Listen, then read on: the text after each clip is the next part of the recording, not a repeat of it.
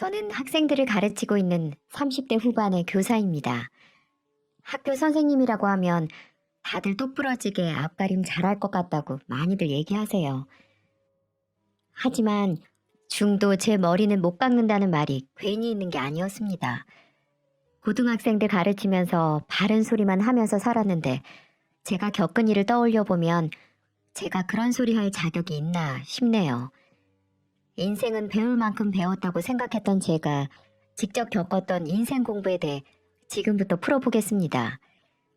선생님이 장래 희망이었던 전 학창 시절에도 참 열심히 공부하는 모범생이었고 부모님 속 한 번 섞인 적이 없어요. 교대도 한 번에 합격해서 부모님이 동네방네 자랑할 정도였습니다. 하지만 얌전한 고양이 부뚜막에 먼저 올라간다고 3년 전에 이혼을 하고 화려한 싱글로 살고 있어요. 요즘 뭐 이혼이 대수냐 싶겠지만 제 이야기를 들어보시면 잘했다고 하실 겁니다. 처음에 결혼할 때만 해도 이런 사람이 아니었어요. 다들 그렇지 않나요? 원래 결혼이라는 게 잘 포장된 선물 상자를 열어보는 거라고 하던데 제가 고른 상자는 꽝이었습니다. 전 남편을 처음 만나게 된 건 교대 친구의 소개로 만났어요. 정말 괜찮은 사람이 있다며 친구가 한번 만나보라며 자리를 주선해서 만나게 됐던 겁니다. 처음 만났던 날이 아직도 생생해요. 왜냐면 첫인상이 누가 봐도 훈훈하다고 할 만큼 호감형이었거든요. 게다가 직업도 공무원이라 겉으로 보나 내면으로 보나 흠잡을 데 없이 완벽했습니다. 그런데 저는 당시 임용고시 합격하고 신규 교사로 발령받은 지 얼마 안 되다 보니 일에 더 집중하고 싶어서 별로 감흥이 없었어요. 그때는 친구들도 제 이야기를 들으면 일단 3번은 만나보라며 등을 떠밀곤 했습니다. 그래서 전 주변의 성화에 마음도 없으면서 주말마다 밥을 먹곤 했어요. 만나다 보면 또 달라질 수도 있다고 생각했는데 사람 마음이 아무리 갈대 같다지만 쉽게 달라지진 않았습니다. 첫 만남에 호감이 안 생겼더라도 만나다 보면 또 다를 수 있다고 생각해서 만났는데 여전히 연애에는 큰 생각이 없었어요. 그런데 남편은 저에게 첫눈에 반했다며 고백을 하는 겁니다. 전 첫눈에 반했어요. 그래서 꼭 마음에 들고 싶은데 절 옆에 두고 싶은 마음 생길 때까지 지켜보는 건 어떠세요? 아니요. 지금은 일에 더 집중하고 싶어서요. 일에 집중하세요. 전 옆에서 마음 다해서 응원할게요. 남편은 저에게 첫눈에 반했다며 제가 확신이 들 때까지 노력하겠다고 호언장담을 했고 당황한 전 아무런 대답도 못했어요. 처음에는 저 얼굴로 여자한테 차여본 적이 없어서 오기가 생겨서 저런 소리를 하나보다 했습니다. 그런데 제가 생각했던 것보다 남편은 진지했고 매일같이 학교 앞으로 와서 같이 밥을 먹자며 데이트 신청을 했어요. 저도 그땐 첫 학교다 보니 적응하면서 힘든 점이 많았고 고등학생들을 가르친다는 게 여간 어려운 일이 아니었던 겁니다. 그래서 매일 찾아와주는 남편에게 하소연도 하면서 힘든 시기에 의지를 했었던 것 같아요. 10번 찍어서 안 넘어가는 나무 없다고 하죠. 한결같이 찾아와주고 들어주던 남편의 지극정성에 마음이 열리기 시작할 때였는데 결정적으로 제 마음이 열렸던 계기는 따로 있었습니다. 둘이 지하철을 타고 가고 내릴 때가 돼서 내리는데 어떤 할머니께서 몸만한 짐을 낑낑거리면서 내리시는 거예요. 저는 치마를 입고 있어서 도와드려야 하나 머뭇거리는데 옆에 있던 남편이 망설임도 없이 할머니의 짐을 받아드는 겁니다. 남편도 퇴근 후라서 정장 차림이었는데 넉살 좋게 다가가서 짐을 들어드리는 모습에 놀랐어요.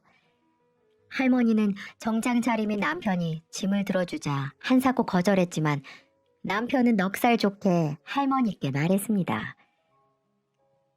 제가 옷은 이래도 힘이 남아 돌아서 이 정도는 거뜬해요. 출구까지만 도와드릴게요. 저 앞에 계단 엄청 많아요. 손잡이 꼭 잡으시고 조심해서 올라오세요. 아유, 그래도 옷 다 버릴 텐데. 어차피 이 옷 한번 세탁소 보내려고 했던 거라 괜찮아요. 남편은 그렇게 말하더니 할머니와 보폭을 비슷하게 하며 걸어가는 게 아니겠어요? 저는 앞서 걸어가는 남편과 할머니 뒤를 따라 걸었고 남편은 할머니와 대화를 하며 출구로 걸어가고 있었습니다. 계단을 성큼성큼 올라서 짐을 내려놓고는 할머니께 인사까지 드렸어요. 출구에 도착하자 할머니는 남편의 옷을 이리저리 살피며 말했습니다. 괜히 나 때문에 옷에 먼지가 다 붙었네. 이거 미안해서 어쩌나. 아유, 어차피 세탁소 가려던 옷이에요. 신경 쓰지 마세요. 오늘따라 사람이 많아서 엘리베이터도 못 탈 것 같았는데 덕분에 한시름 덜었네. 정말 고마워요. 할머니는 마지막까지도 연신 고맙다고 말씀하시며 가셨어요. 조금 뒤에서 지켜보던 전 그때부터 남편이 달리 보이기 시작했던 것 같습니다. 처음 보는 의외의 면이 보이더라고요. 저만 해도 괜히 옷 핑계로 머뭇거렸는데 선뜻 나서는 남편을 보니까 그 모습에 확신이 생기기 시작하더군요. 사실 나이가 어린 것도 아닌데 결혼을 빼고 연애를 시작할 순 없잖아요. 그렇다고 얼굴 뜯어먹고 살 것도 아닌데 어떤 사람인지 알아야 만날 수 있겠다 싶었는데 그때 일이 저한테는 남편을 다르게 보게 만드는 계기였어요. 최소한 살면서 힘든 순간이 오더라도 같이 헤쳐나갈 수 있는 사람이라고 생각했던 겁니다. 저는 그렇게 10번 찍어 넘어간 나무가 됐고 지금 생각해보니 제 발등도 같이 찍던 순간이었네요. 첫 만남 이후 연애를 시작하기까지 시간은 걸렸지만 나름대로 돌다리도 두드려보고 건넜다고 생각해서 그런지 자연스럽게 결혼에 대해 이야기를 하게 됐습니다. 둘 다 직업도 안정적이고 양가 어른들도 경제적으로 어려움이 없다 보니 결혼 준비하는데 걸림돌이 될 만한 건 없었어요. 그때 예비 시아버지께서 사업을 하던 때라 신혼집도 얻어줄 정도였으니 결혼식장 들어가는 건 시간 문제라고 할 정도였습니다. 아무래도 제 직업이 선생님이다 보니 예비 시댁에서 너무 좋아하셨어요. 상견례 때도 칭찬을 아끼지 않았고 이후에도 따로 집에 초대해 준 적도 있을 정도였습니다. 우리 큰아들이 이렇게 멋진 며느리를 데려왔는데 내가 하늘의 별도 따다 줘야지. 아빠, 좀 서운하다. 큰아들 생각도 좀 해주시지. 이게 다 너 잘 부탁한다는 뇌물이야. 우리 아들 잘 부탁해요. 아버님은 호탕한 웃음을 치시며 말씀하셨어요. 종종 시댁 식구들과 같이 시간을 보내다 보니 집안 분위기가 참 화목했고 시댁인데도 어려움 없이 금세 같이 잘 지낼 수 있었습니다. 두 분도 금술이 어찌나 좋은지 며느리가 봐도 부러울 정도였어요. 어머님도 참 애교가 많은 분이었는데 아버님이 며느리 이야기만 한다 싶으면 옆에서 귀여운 투정을 하곤 했습니다. 당신 큰며느리 생겼다고 너무 며느리만 생각하는 거 아니에요?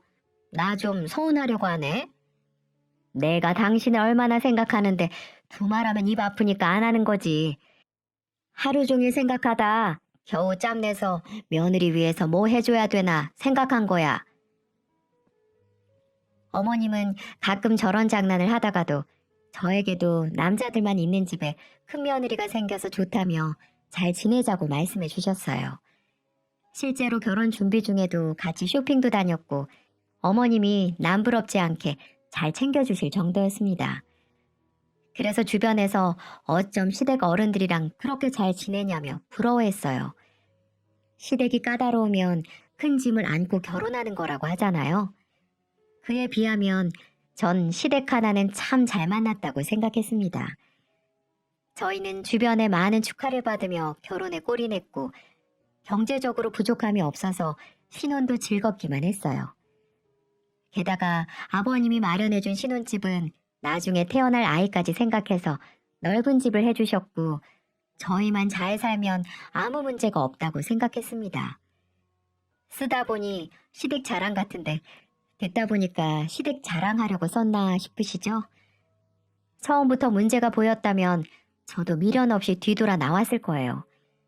하지만 제 결혼 생활은 2년 동안이나 아무 문제가 없었습니다. 이렇게 쓰다 보니까 신혼 때도 꼭 꿈만 같네요. 어느 정도 학교 생활도 적응되고 제법 선생님으로 경력을 쌓고 있었는데 시험 기간만 되면 선생님도 학생만큼 힘들기는 마찬가지였습니다. 시험 기간에는 퇴근하면 늘 녹초였고 예민해져서 점심도 제대로 못 먹었어요. 이런 제 상태를 아는 남편은 퇴근하고 데리러도 와주곤 했습니다. 드디어 시험이 끝나던 날 남편이 마중 오면 둘이 외식을 할까 했는데 못 온다길래 내심 서운했어요. 그래도 홀가분한 마음으로 집을 갔는데 늦게 끝난다던 남편은 진수성찬을 차려놓고 절 기다리고 있더군요. 바쁘다더니 언제 이런 걸 다 준비했냐고 물었더니 남편은 나 진짜로 바빴어. 이거 다 차리느라고 얼마나 바빴는데. 남편의 그 말에 저는 한박 웃음을 지으면서 앉았어요. 저는 어머님이 왜 그 나이에도 소녀처럼 살고 있는지 그 이유를 알 수 있었습니다. 이런 남자랑 살면 평생을 소녀처럼 살 거라고 생각했어요. 이렇게 행복한 신혼생활을 하고 있던 제가 이혼하게 될 거라고 생각이나 할 수 있었겠습니까? 아무런 문제 없이 잘 살고 있었는데 문제는 그때부터였어요. 딱 결혼 2주년이 지났을 시점부터였습니다. 결혼은 집안 대 집안이 만나는 거라더니 시댁에 문제가 생기자 제 결혼 생활도 흔들리기 시작했어요. 어느 날 갑자기 시아버지가 심장마비로 돌아가신 겁니다. 갑작스런 소식에 저도 일하다 말고 병원으로 달려갔고 이미 어머님은 실신해서 쓰러져 계셨어요. 서울에서 일하던 도련님도 내려오고 남편도 놀란 얼굴로 달려왔는데 이미 아버님은 운명을 달리한 후였어요. 어머님은 그 후로도 몇 번을 실신하셨고 저는 어머님을 챙기며 슬퍼할 겨를 없이 장례식장을 지켜야만 했습니다. 하루아침에 남편을 잃자 어머님은 예전과는 많이 달라지셨어요. 그때는 갑작스럽게 돌아가신 아버님의 사망 소식을 받아들이기 힘들어할 정도였는데 어머님은 그 충격이 더 심할 수밖에 없었습니다. 워낙 두 분이 같이 즐기는 취미생활도 많았고 함께한 세월이 있으니 어머님은 더 힘들 수밖에 없었어요. 저는 어머님께 힘이 되고 싶어 노력해봤지만 시간이 갈수록 힘들어하셨고 결국 우울증을 앓을 정도로 힘들어하셨습니다. 그래서 한동안 저희는 퇴근을 어머님 집으로 하며 세심하게 신경을 쓰고 있었어요. 도련님도 서울에 있어서 자주 오지 못해도 전화도 자주 드리곤 했습니다. 하지만 어머님은 저희랑 일상적인 이야기를 하는가 싶다가도 어느덧 눈물을 보이면서 아버님에 대해 말했어요. 우리 큰아들 보니까 꼭 그 사람 젊을 적 보는 것 같네. 이렇게 잘 차려입고 다녔는데 내가 같이 죽었어야 했는데 왜 살고 있나 모르겠다. 산 사람은 살아야지. 손주도 보고 오래 살아야지. 자꾸 죽겠다고 하면 어떡해. 나는 차라리 식물인간이라도 좋으니까 우리 남편이 병원에라도 누워있었으면 좋겠어. 자꾸 이 세상에 없다고 생각하면 나도 그냥 죽고 싶어. 차라리 병원에 있으면 살 수 있다는 희망이라도 있지. 난 이제 살아야 될 이유를 모르겠다. 어머님은 종종 아버님이 식물인간이라도 좋으니까 병원에라도 있었으면 좋겠다고 말씀하시면서 대성통곡을 하곤 했습니다. 그러면 남편은 어머님을 한참 달래며 잠드는 모습까지 보고 같이 집으로 돌아왔어요. 그런 어머님을 보자니 같은 여자가 봐도 마음이 참 안 좋을 정도였습니다. 한평생 같이 살자며 결혼했는데 갑자기 허망하게 갔으니 충격이 크셨겠죠. 그래서 저도 어머님 옆에서 같이 외출도 하면서 시간을 함께 보내려고 노력했어요. 하지만 남편의 빈자리를 제가 어떻게 채울 수 있었겠습니까? 어머님의 우울증은 점점 심해져만 갔어요. 아들도 못하는 일을 며느리가 해낼 수는 없었나 봅니다. 심각해진 어머님은 한밤중에 악몽까지 꾸기 시작했어요. 한밤중에 무섭다며 전화하시는 목소리가 위태롭게 들렸고 저희는 다음날 어머님 댁에서 하룻밤 자기로 하고 잠이 들었습니다. 다음날 저희는 어머님과 외식을 하고 시댁에서 잠이 들었는데 저는 자다 말고 전쟁이라도 난 줄 알 정도로 깜짝 놀랐어요. 어머님이 한밤중에 방문을 벌컥 열고 들어오신 겁니다. 그리고 애걸복걸하며 말했어요. 어떻게? 누가 내 남편 죽이겠다고 쫓아오는데 지금 현관 앞에 있는 것 같아. 어떻게? 이러다가 우리 다 죽으면 어떡하지? 일어나 빨리! 다급한 목소리로 저희 방으로 뛰쳐온 어머님은 불안한 목소리로 누가 남편을 죽이려 한다며 주위를 두리번거리셨어요. 그러다가 이제는 온 가족을 죽이려 한다며 말하시는 겁니다. 저는 불안해하는 어머님을 안아드렸지만 현관 앞에 우릴 죽이려고 서 있어서 우리가 도망을 못 가니까 베란다로 한 명씩 뛰자고 말하시는 거예요. 남편과 저는 생각보다 심각한 어머니 모습에 놀랄 수밖에 없었습니다. 새벽에 놀란 어머님을 겨우 달랬는데 좀 진정이 되자 어머님은 악몽 때문에 잠을 설치는 날도 많고 이젠 낮에도 너무 무서워서 못 살겠다고 말할 정도였어요. 아버님과 살던 집에 혼자 지내는 게 더 힘들 것 같다고 생각은 했는데 이 정도일 줄은 몰랐던 겁니다. 남편은 어머님의 말에 생각이 많아진 것 같았어요. 한동안 말이 없던 남편은 저를 조용히 방으로 불렀고 저에게 난감한 표정으로 어렵게 말하더군요. 우리가 엄마랑 같이 사는 건 어떨까? 내가 생각했던 것보다 엄마 상태가 심각하네. 이러다가 정말 엄마 잘못될까봐 일도 손에 안 잡혀. 당신이 한번 잘 생각해주면 안 될까? 저도 생각보다 심각한 어머님 상태를 직접 보니까 아무래도 잠깐씩 보는 건 한계가 있다 싶었습니다. 게다가 평소 어머님과 사이도 좋았고 정말 딸처럼 가까이 지냈던 시간들이 떠올라서 어려울 것도 없다고 생각했어요. 그리고 제가 옆에 있어서 어머님이 힘든 시간을 이겨낼 수만 있다면 하나뿐인 며느리가 못할 게 뭐가 있나 싶었습니다. 하지만 시댁은 한 채 건너 남이라고 하잖아요.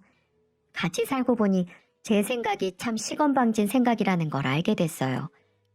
배울 만큼 배웠다고 세상만사 다 알 수 있는 게 아니었습니다. 그땐 합가를 하고 처음엔 오히려 마음이 편하기도 했어요. 왜냐면 날로 심각해지는 어머님의 우울증 때문에 금방 어떻게라도 될까 싶어서 마음 편할 날이 없었거든요. 같이 살다 보면 어머님도 괜찮아질 거라고 생각했는데 애초에 정답이라고는 없는 문제처럼 상황은 완전히 반대로 흘러갔습니다. 우울증을 기적처럼 극복이라도 했냐고요? 아니요.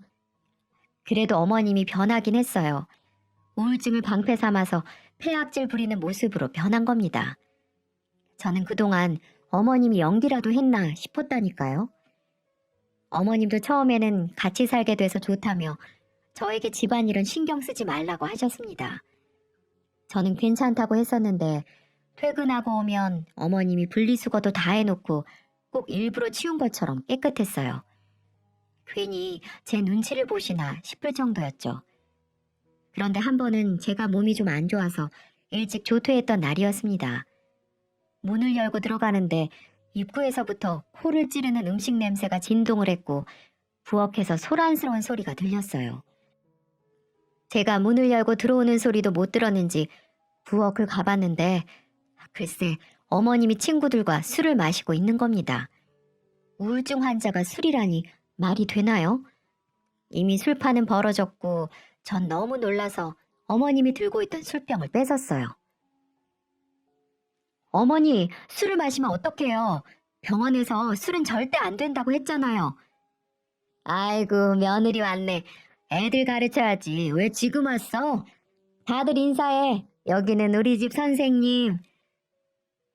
저는 어머님의 친구들과 어색하게 인사를 했고 이미 다들 취한 것 같아서 제정신이 아닌 듯 했습니다. 어머님, 우선 방으로 가세요. 혈압약도 드시면서 왜 술을 마시고 계세요? 내가 남편도 없는데 술도 못 마시면 어떻게 살겠어? 이거라도 마셔야 살지. 또다시 어머님은 울기 시작했고 전 고주망태가 된 어머님을 부축하며 방으로 가서 눕혔고 친구분들께도 가달라고 정중히 말했어요.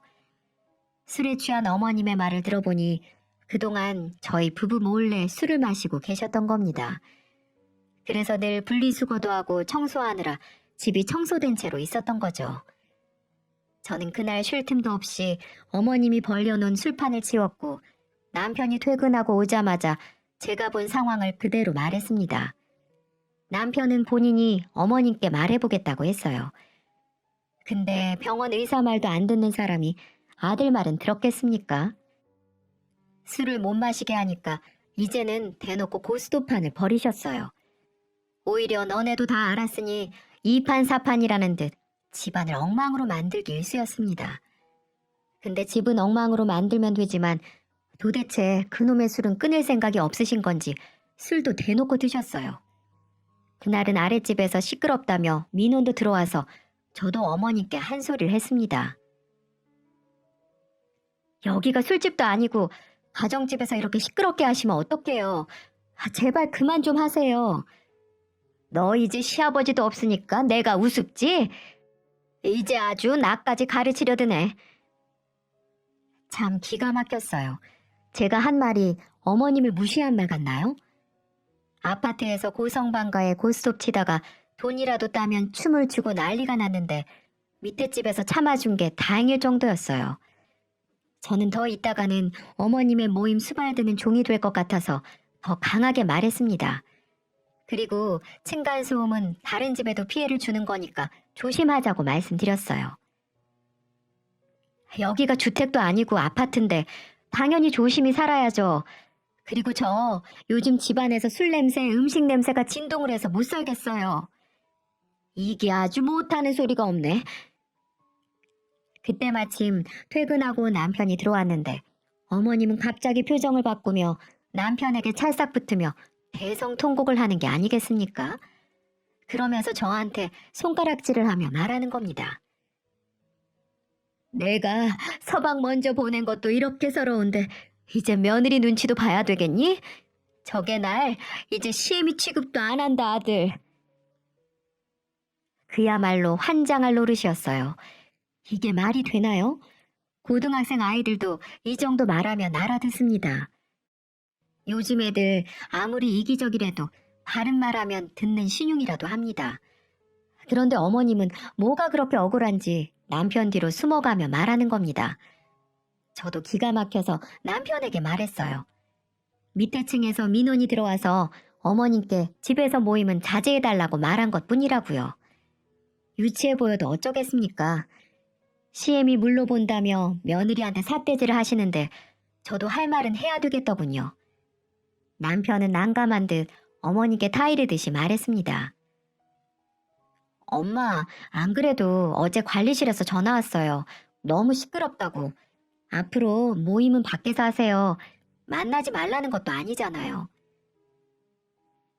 그 말에도 어찌나 서럽게 우시던지 정말 제가 일방적으로 구박이라도 한 줄 알겠더군요.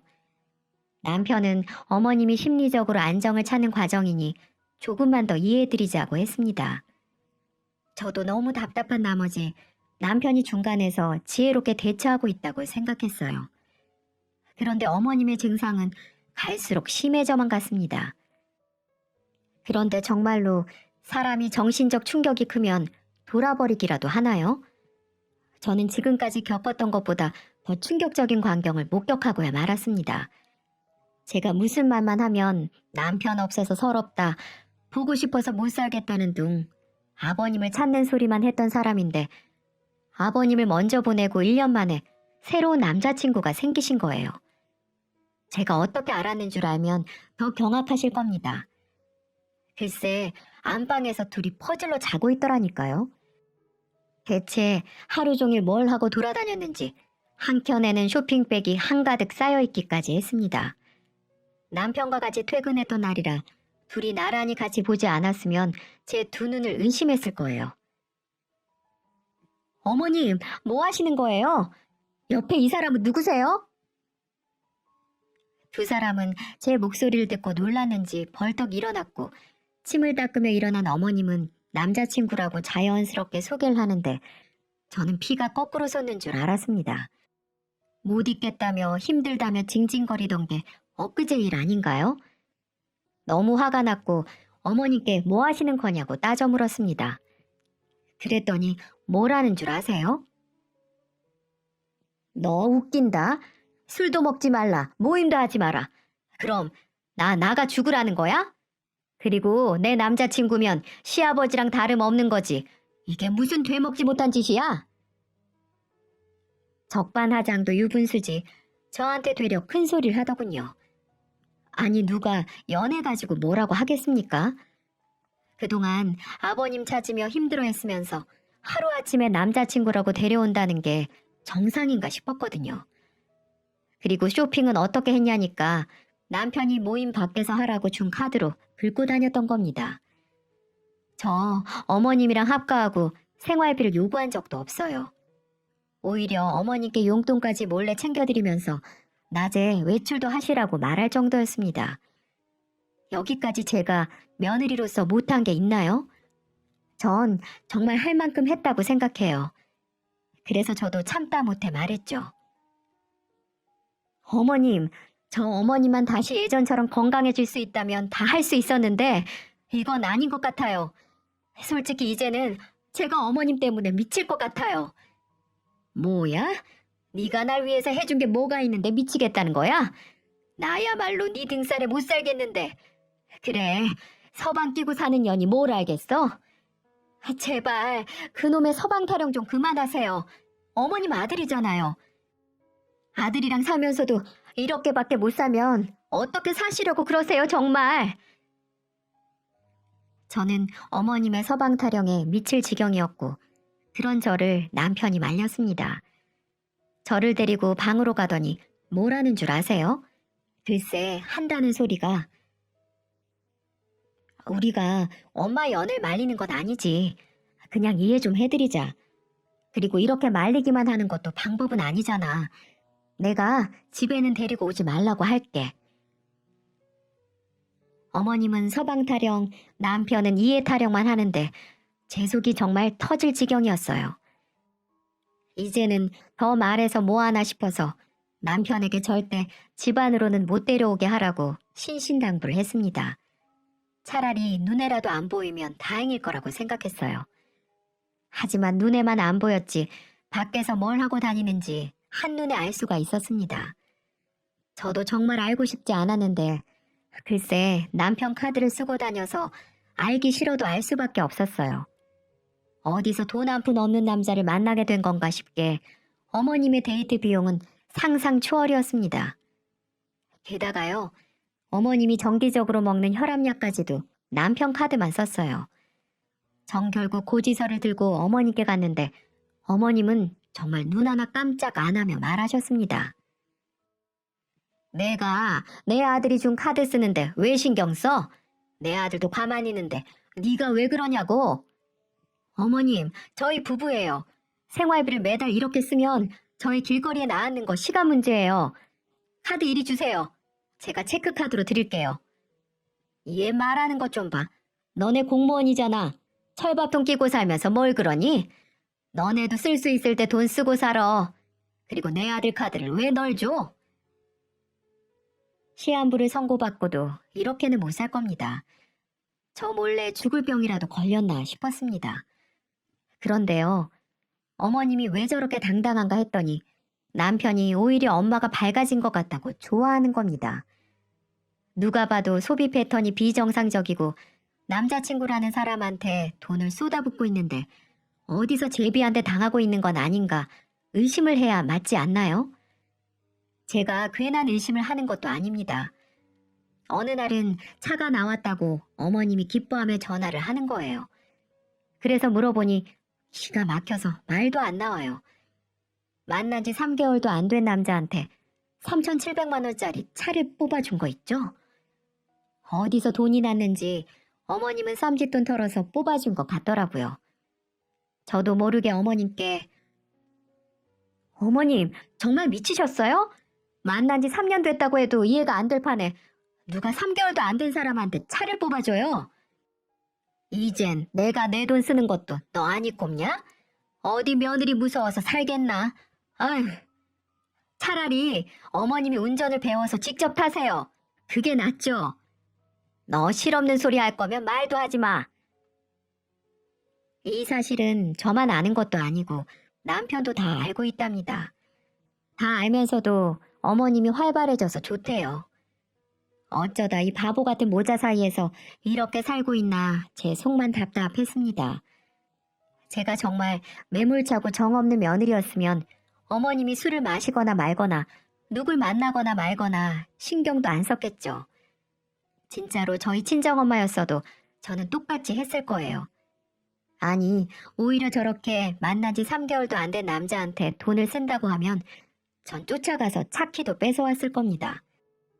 전 하루하루 속이 터지고 있는데 두 사람은 날이 갈수록 상식 밖으로 변해갔어요. 어머님도 무조건 자기 편을 들어주는 남편과 애틋해지고 있었습니다. 퇴근하고 오면 우리 아들 왔냐면서 엉덩이를 토닥거렸고 맛있는 거 사뒀다며 저는 본체 만지하고 남편만 챙기셨어요. 상황이 이렇다 보니 남편도 점점 아이처럼 변해갔습니다. 예전 모습은 상상도 할 수 없을 정도였어요. 주말에는 양치 안 하는 건 기본이었습니다. 양치를 안 하는데 세수라고 하겠나요? 입에 고춧가루도 덕지덕지 묻히고 다녀서 꼴배기 싫어서 한마디 했더니 글쎄 어머님이 한다는 소리가 너는 제발 그놈의 훈계질 학교에서만 하면 안 되겠니? 주말인데 네 눈치 보면 어떻게 애가 쉬겠어? 어머님, 주말이라고 안 씻는 게 쉬는 거예요? 저건 그냥 더러운 거예요. 내 기가 막혀서 이젠 서방도 벌레 취급을 하고 사네.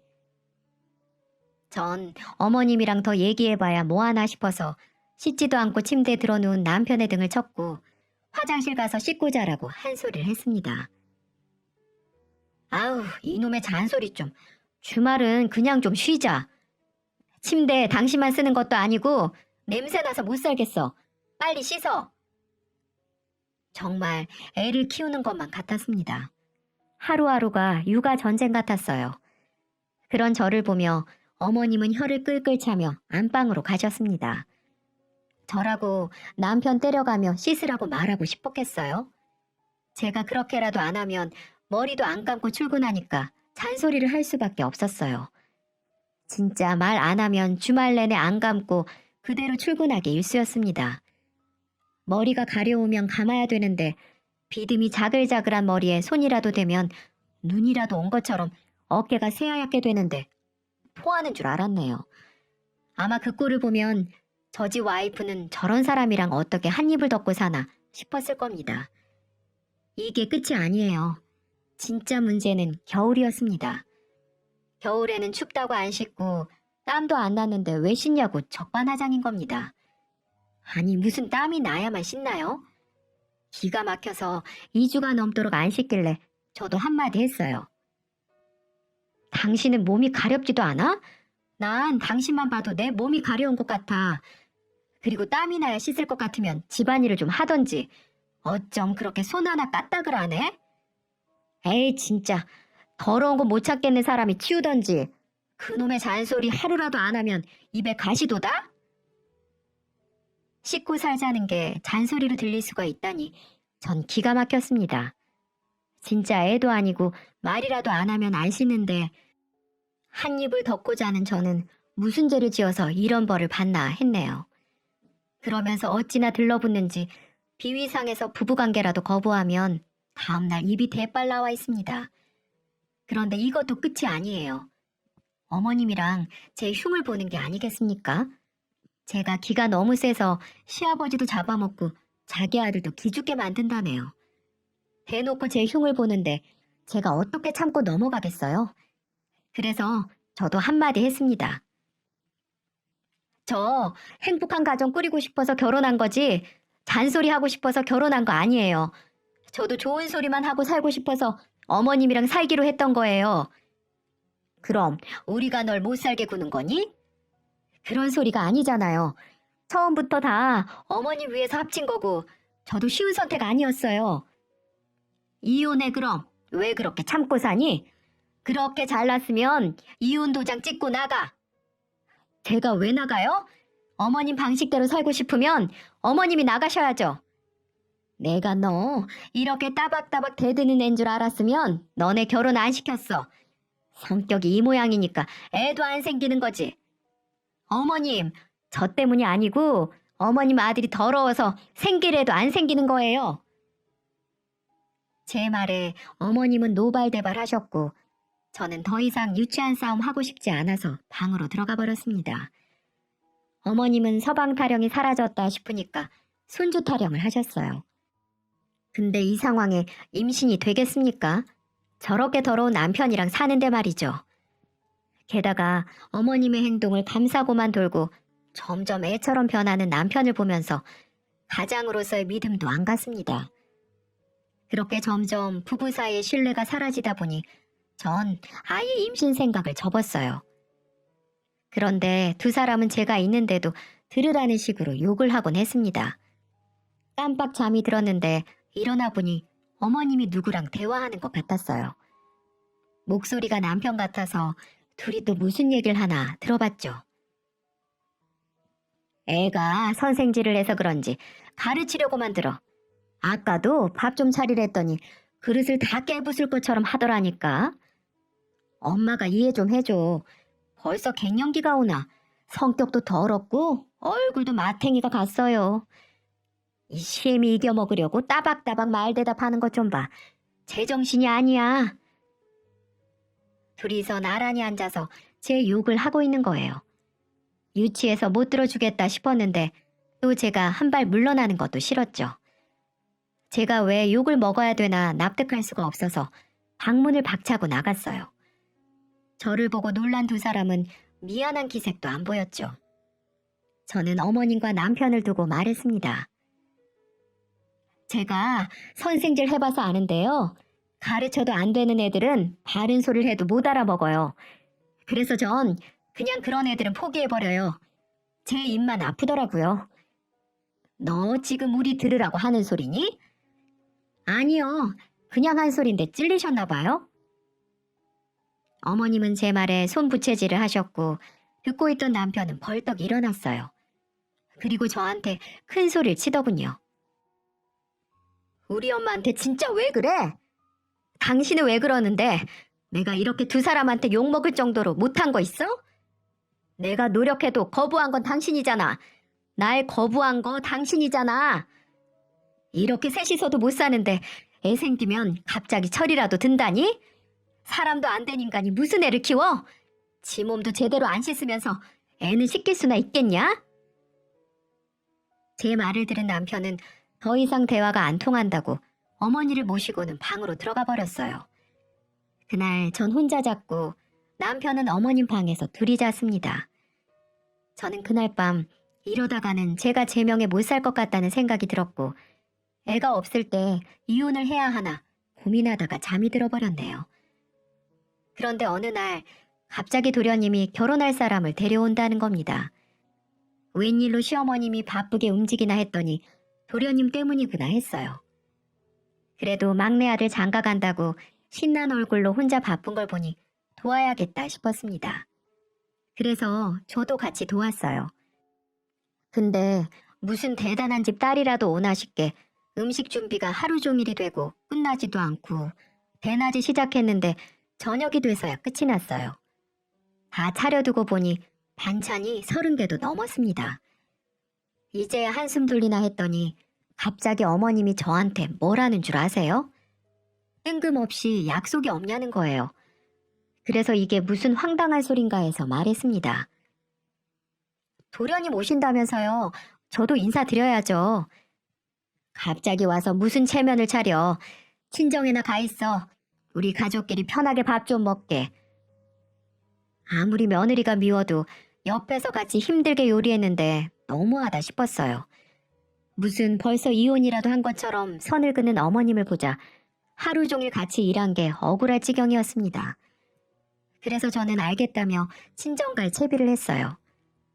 처음에 짐을 싸면서 갑자기 사이좋은 척 연기하는 것도 웃기고 이미 절 객식구 취급하는데 제가 앉아있어 봐야 뻗어 놓은 보리자루 취급이나 받겠구나 싶어서 곱게 가보려고 했습니다. 근데 여자의 촉이라는 게 있잖아요. 생각해보니까 도련님은 해산물을 좋아하는데 해산물이 있는 반찬이 하나도 없었던 게 생각났습니다. 그 많은 반찬 중에 그 흔한 오징어 볶음 하나 없고 죄다 고기 반찬에 각종 나물 뿐이었어요. 오랜만에 보는 아들이니까 고기를 먹인다고 쳐도 좋아하는 음식을 해줄 법도 한데 싶었습니다. 그래서 전 친정의 집만 내려놓고 다시 집으로 가봤어요.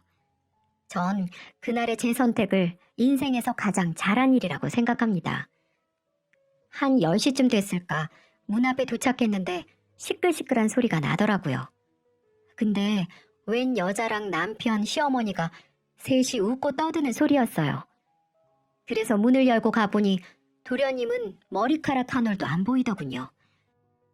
그 오밤중에 이미 셋 다 만취해 있었고 그 셋 중 낯선 여자를 보니 딱 느낌이 왔습니다. 무슨 나사 바꿔 끼는 것도 아니고 자기 아들 이혼할 것 같으니까 남편의 내연녀를 데려온 것 같더라고요. 근데 전 그 꼴을 보고도 한참을 웃었습니다. 꼬리 잡아서 이혼하니 기뻤냐고요?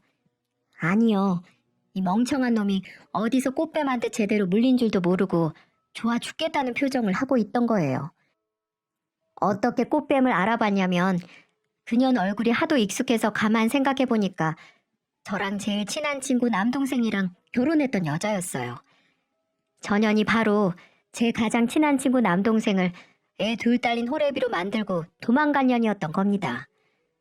그날 이후로 친구랑 둘이서 그년 어디서 벼락 맞아 죽었다는 소식이 들리길 간절히 바랬는데 제 발로 시궁창에 걸어온 걸 제 두 눈으로 보니까 제 속이 다 시원했어요.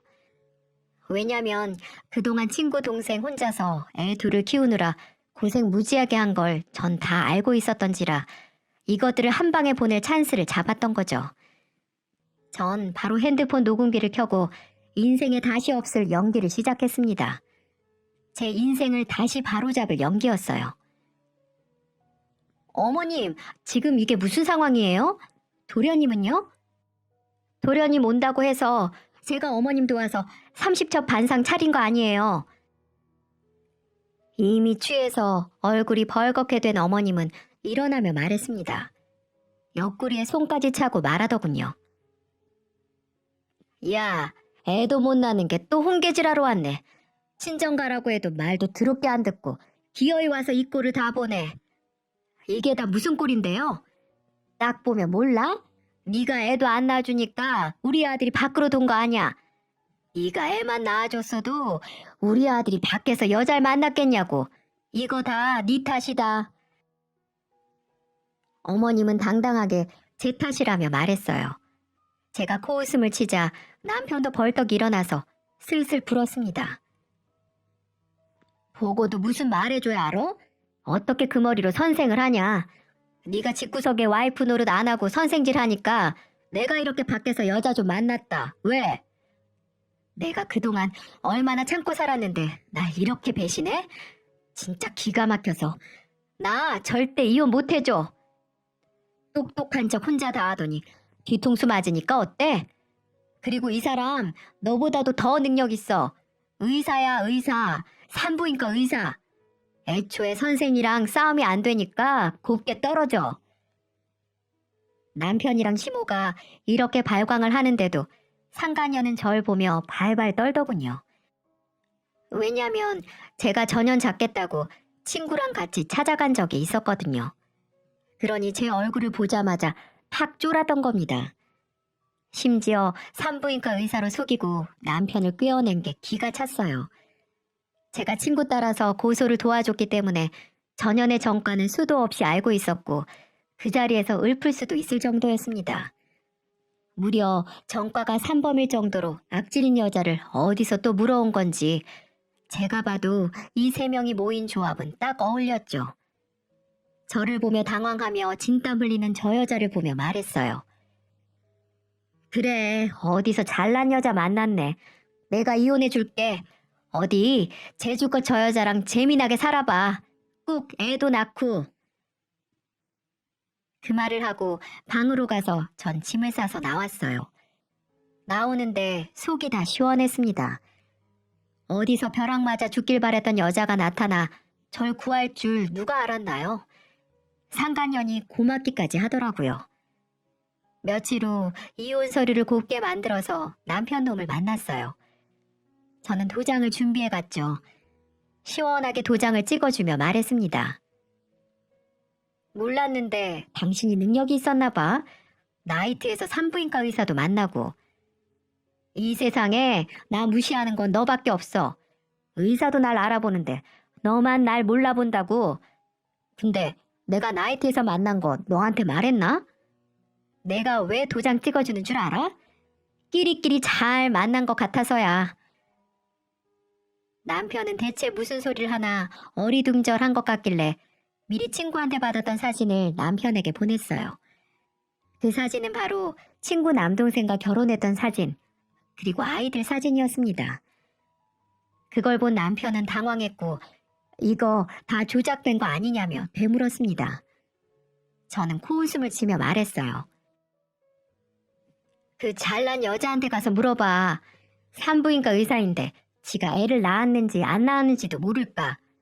그리고 약속대로 재산 분할 똑바로 하고 다음은 내가 그년한테 상간녀 소송 준비 중이야. 내가 제대로 훈계질 해줄게. 사진을 보고 당황한 남편은 저에게 매달리며 사실이냐고 물었고 그건 네가 알아보라며 뿌리치고 나왔습니다. 나오는 길에 벌레 하나 떼낸 듯이 옷을 툭툭 털었고 진짜 오랜만에 시원한 숨을 몰아쉬었네요. 그 후로 전 정신과에 다니며 상담 치료를 시작했고 진단서에 불륜 증거까지 예쁘게 만들어서 남편의 직장에 뿌려버렸습니다. 이런 사람이 국민의 세금으로 월급 받으며 일하면 이런 세금 낭비가 어딨겠어요?